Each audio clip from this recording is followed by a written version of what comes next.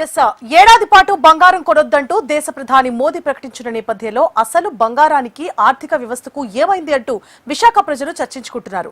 మోదీ ప్రకటన నేపథ్యంలో వ్యాపారస్తులు అయోమయంలో పడ్డారు. బంగారం పరిస్థితిపై తాజా సమాచారాన్ని విశాఖ నుంచి మా ప్రతినిధి అనురాధ అందిస్తారు.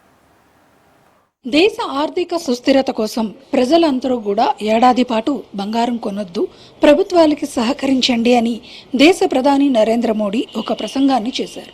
ఇప్పుడు ప్రపంచవ్యాప్తంగా ఈ ప్రసంగం చర్చకు దారితీస్తుంది. అసలు భారతదేశ ఆర్థిక వ్యవస్థకు సంబంధించి విదేశీ మారక నిల్వల మీద ప్రధాని నరేంద్ర మోడీ మాట్లాడారా? నిజంగానే భారత ఆర్థిక వ్యవస్థకు సంబంధించి ఏమైనా ఇబ్బందులు ఉన్నాయా? అలాగే బంగారం పర్చేస్ చేయొద్దు అని దేశ ప్రధాని చెప్తే కనుక మరి ప్రజలు దాన్ని ఎలా తీసుకుంటారు? అలాగే బంగారం మార్కెట్స్లో అంటే ఇంటర్నేషనల్ మార్కెట్స్లో దాని ప్రభావం ఎలా ఉండబోతుంది? ఇలా రకరకాల విషయాల మీద చర్చ అనేది విస్తృతంగా జరుగుతూ ఉంది. అయితే దీనికి సంబంధించి కామన్ పబ్లిక్ అంతా కూడా ఒకటే అనుకుంటారు, బంగారం అనేది ఒక ఇన్వెస్ట్మెంట్, ఆపదలో ఆదుకునే ఒక సెంటిమెంట్.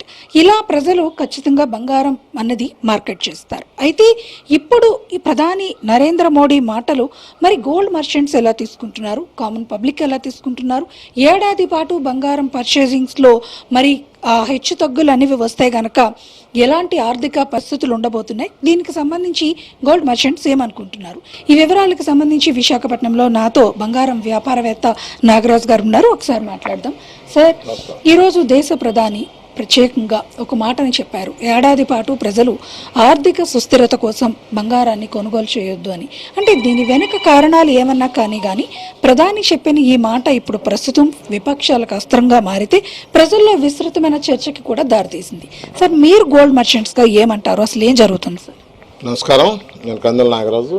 అంటే మోడీ గారు, ప్రధానమంత్రి గారు ముందు చూపుతో చెప్పిన మాట ఇది. కాకపోతే ఎక్కడ బంగారం కొనొద్దని చెప్పలేదు, అవసరానికి మించి కొనొద్దన్నారు, అవసరానికి సరఫరాగా కొనుక్కోమన్నారు. అదేవిధంగా ఈరోజు ఏంటంటే బంగారం చాలా సెంటిమెంట్తో కూడుకుంది.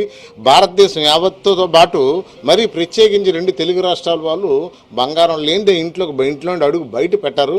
ఏ చిన్న శుభకార్యం జరిగినా, ఓ బారసాలు జరిగినా, పెద్ద పెళ్ళైనా, పెళ్ళైనా, వివాహమైనా, లేదా ఇంకోటి ఏదైనా గిఫ్ట్ ఇవ్వాల్సి వచ్చినా, ఒక బంధువులు ఇంటికి వచ్చినప్పటికి ఇవ్వడం వచ్చేటప్పుడు కూడా అది తప్పనిసరిగా అందరూ కొనుక్కుంటారు.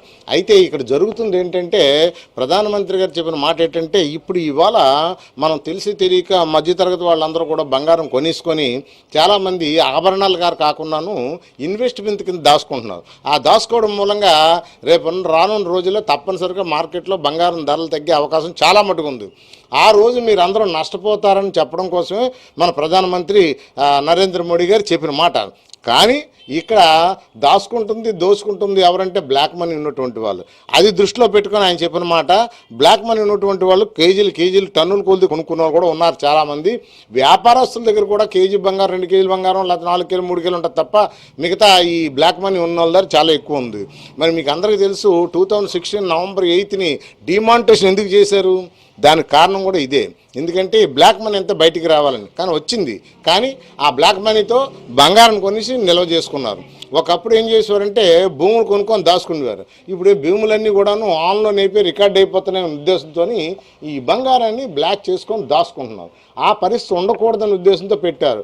ఇది మీకు అందరికీ తెలుసో తెలియదు, 1967 జూన్ 5వ తారీఖున కూడా ఇందిరాగాంధీ గారు కూడా సేమ్ మరి India don't by the gold అనేసి పెట్టారు. ఎందుకంటే ఇదే పరిస్థితి ఆ రోజు కూడా వచ్చింది. అలాంటి పరిస్థితి మళ్ళీ రాకూడదని, మరి విదేశీ మార్గద్రవ్యం మరి నిల్వలు తగ్గిపోకూడదని ఆ ఉద్దేశంతో పెట్టినటువంటి ఆలోచన తప్పితే బంగారం కొనొద్దంటే దాని అర్థం అది. బంగారం కాదు, బదులు మీరు చేసుకునే ఇన్వెస్ట్మెంటు ఏంటది, బ్యాంకులో డిపాజిట్ చేసుకోండి, లేదంటే పోస్ట్ ఆఫీస్లో పెట్టుకోండి, లేదంటే బాండ్స్ కొనుక్కోండి, వాటి మీద పెట్టుకోండి, లేకపోతే కొంత అవసరాన్ని మించి బంగారం కొనొద్దని చెప్పారు.